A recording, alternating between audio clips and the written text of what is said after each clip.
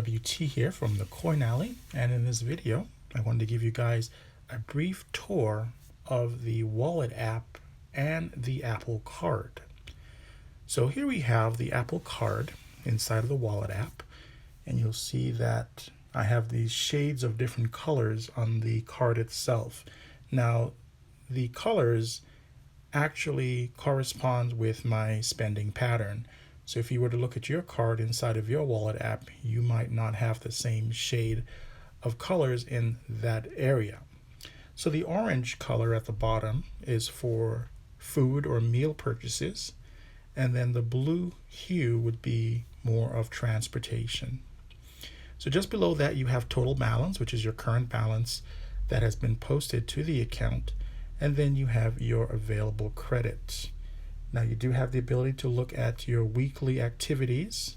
So today starts a new week. I've had one purchase, $25, food and drinks. I went to Whole Foods today, so you'll see that listed there in my pending purchases. If I were to click the monthly view, I will see purchases for the month of August. You can actually toggle back and forth. So that was last week's purchases, and at a glance you can see that I've used the card on Tuesday, Wednesday, Thursday, Friday, Saturday. I had no food purchases on Wednesday, or actually no food purchases on Thursday or Friday, but I did have purchases of food and transportation on Wednesday and Saturday. So that's the kind of information that you will see at a glance by looking at this screen. Here you see the transportation charges. Now I do take Uber quite a bit, so most of my charges would be for Uber related transportation during that week.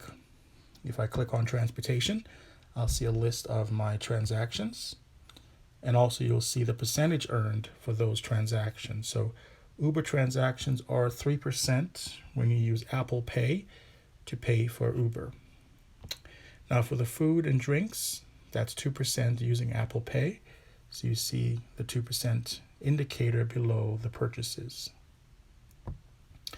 Now if you were to go into the total balance information, here you have the total balance, the available credits. It says new spending, payments that I've made, and also daily cash. Now once I've have statements that generate on the account, those statements will be listed below. Now my card will arrive tomorrow, so there's that indicator within the app that my card will arrive on the 27th, which is tomorrow. Here's a listing of those transactions again, and also the payments that I've made. I've made a couple of payments to my Apple Card. Now one of the great things about this is that you can pay early. So here are the total number of purchases that have actually posted to the account that I can actually decide to pay at this present time. Now you can click on this slider bar here, or this little circle. If you notice, $18.45 of that $75.18 covers transportation spending. So there's a little blurb here that says, paying this amount covers your transportation spending and will lower your first monthly balance to help you reduce or avoid interest. And if I highlight the entire circle, $50.18 is the maximum amount that I can pay at this time. I can either pay later by going through this listing of dates, available dates here. You can toggle back and forth.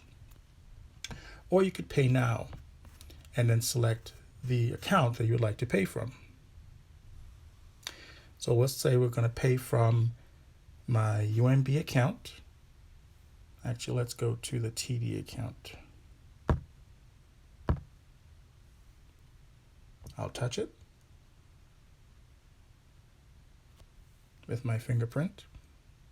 There's an indicator that I've made a payment of $50.18 was applied to my Apple Card. As you can see, I've taken care of all of my transportation expenses. So all that's left on the little representation here is the orange hue, or as I call it, the orange shade on the card. So the only thing that I haven't paid for is the $25 purchase from today. Now, one of the most important things is that once you make a payment towards your account or your card, you'll see in real time that it affects your balance, but you'll also notice that your available credit will not be updated. Now, I did reach out to Goldman Sachs about this, and they advised that it can take several days for your payments to affect your available credit. Now, I work in banking, so I do know that several banks, what they do is when a customer makes a payment towards their credit card, within a couple of days, that payment will affect your balance, and also it replenishes your credit limit. Now, there are a few card members out there, not everyone, but there are a few individuals out there whose main purpose or sole goal is to defraud the bank. So it is not uncommon for some individuals to make payments using an account that is not theirs or that is not valid. So what they would do is they would make a payment, their credit limit would be replenished, and then they would go out and they will incur additional charges on the card before that payment actually gets returned as being insufficient or not honored. So I can see why Goldman Sachs is doing this, is allowing the payments to post, and then they'll wait up to several days before they affect the credit line, just to protect themselves from possible fraudulent activities. I did reach out to them in the app to ask about how long will it take for payments to affect the credit limit, and they did advise that it can take up to several days. It is policy, and it is not something that would be changing in the near future. So I know many of you might be curious about this. For those of you that have the Apple Card and you may have made a payment and you're wondering why it has not affected your available credit. All right, so that's really it. I just wanted to give you guys a quick rundown, a quick overview of the card itself and how it looks within the app. If you see those three little dots in the upper right hand corner, that'll take you to this information sheet where you can schedule payments. This screen will give you information about the actual card itself. It'll give you the card, the expiration date, the CVV. So if you wanted to make a purchase online without the physical card, you'll be able to do so. You have your credit limit, your available credit, your APR, and once you receive your card, you can go ahead and activate your card here in the app. So guys, that's it for this video. I want to give you guys a quick overview of the Apple Card inside of the Wallet app. If you find this information useful, go ahead and give it a thumbs up. And if you are new to my channel, go ahead and subscribe. If you do subscribe, consider clicking the notification bell. That way, whenever I do post new content, you'll be one of the first people to be alerted. All right? You guys, thank you so much. Take care of yourself and, of course, each other.